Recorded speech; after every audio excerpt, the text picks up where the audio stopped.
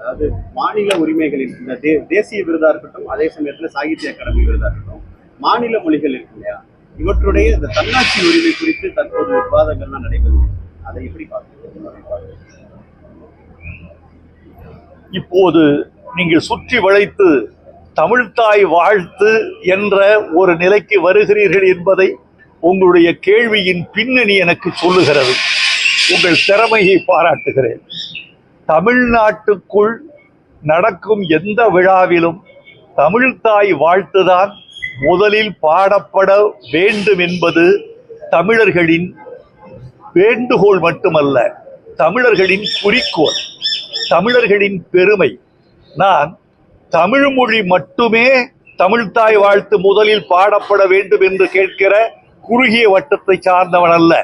இந்தியாவில் பேசப்படும் எல்லா தேசிய மொழிகளும் முதலில் அந்தந்த மாநிலங்களில் முதல் வாழ்த்தாக பாடப்பட்ட பிறகுதான் தேச கீதமும் தேசிய கீதமும் இடம்பெற வேண்டும் என்று விரும்புகிறவர்கள் நாங்கள். எங்கள் மொழி வாழ்த்து முதலில் டெல்லியில் ஒலிக்கப்பட முடியாது. எங்கள் மொழி வாழ்த்து கன்னடத்தில் ஒலிக்கப்பட முடியாது. எங்கள் மொழி வாழ்த்து மலையாளத்தில் ஒலிக்கப்பட முடியாது. தாய் தமிழ்நாட்டு எல்லைக்குள் மட்டும்தான் தமிழ்த்தாய் வாழ்த்து முதலில் ஒலிக்கப்படக்கூடிய உரிமையை நாங்கள் பெற்றிருக்கிறோம். அதுதான் மரபு, அப்படித்தான் வந்திருந்தது. இந்த தமிழ்த்தாய் வாழ்த்தை தேர்ந்தெடுத்து இசையமைத்து பாடக்கூடிய உரிமையை எங்களுக்கு பெற்றுக் கொடுத்த கலைஞரை இந்த நேரத்தில் நாங்கள் நன்றியோடு நினைத்து பார்க்கிறோம். எனவே ஒன்றிய அரசுக்கு ஒரு வேண்டுகோள், அந்தந்த மாநிலங்களின் மொழி உரிமையை நீங்கள் பாதுகாத்து தர வேண்டும். அப்போது இந்தியாவின் இறையாண்மை இன்னும் மேம்படும் என்று நாங்கள் நம்புகிறோம். வணக்கம்.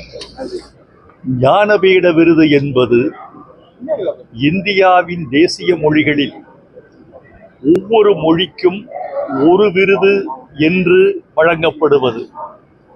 சாகித்ய அகாடமி ஆண்டுக்கு ஆண்டு வழங்கப்படுவது. 22 மொழிகளுக்கும் வழங்கப்படுவது சாகித்ய அகாடமி. ஆனால் 22 மொழிகளில் ஒரு மொழியை மட்டும் தேர்ந்தெடுத்து வழங்கப்படுவது ஞானபீடம். அதனால்தான் ஒவ்வொரு மொழிக்கும் அது தாமதமாகிறது. குறிப்பாக தமிழுக்கு மிக தாமதமாகி இருக்கிறது. முதல் விருது 1975 அகிலனுக்கு வழங்கப்பட்டது. இரண்டாம் விருது 27 ஆண்டுகளுக்கு பிறகு 2002 ஜெயகாந்தனுக்கு வழங்கப்பட்டது. மூன்றாவது விருது 24 ஆண்டுகளுக்கு பின்னர் வைரமுத்துவுக்கு வழங்கப்பட்டிருக்கிறது. மற்ற மொழிகளெல்லாம், இந்தி மொழியெல்லாம் 12, கன்னடம் 6, மலையாளம் 6 என்று அதிக விருதுகளை பெற்றுள்ள நிலையில் செம்மொழியாகிய தமிழ், மூத்த மொழியாகிய தமிழ், உலகத்தின் பண்பாடுகளுக்கெல்லாம் பங்களிப்பு செய்த தமிழ் 3 தான் பெற்றிருக்கிறது என்பது தமிழர்களின் தவக்குறை என்று நான் வருந்துகிறேன். ஆனாலும் 4 நூற்றாண்டுக்கு பிறகு ஒரு தமிழ் கவிஞருக்கு வழங்கப்பட்டிருக்கிறது என்ற விருதை நான் எனக்கு மட்டுமான விருதாக கருதவில்லை.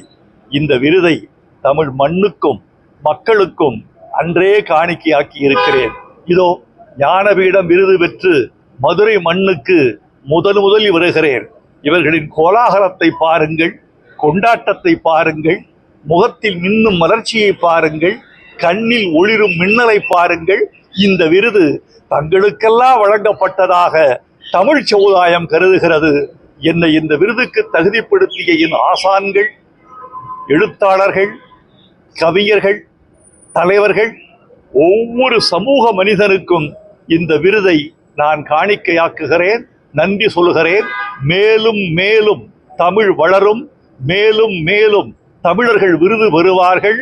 விருது பெறத்தக்க மொழி தமிழ், விருது பெறத்தக்க இனம் தமிழினம். நன்றி. பிளே ஸ்டோர் மற்றும் ஆப் ஸ்டோரில் இருந்து பாலிமர் செயலியை QR கோடு மூலம் பதிவிறக்கம் செய்யுங்கள். செய்திகளை உடனுக்குடன் பெறுங்கள்.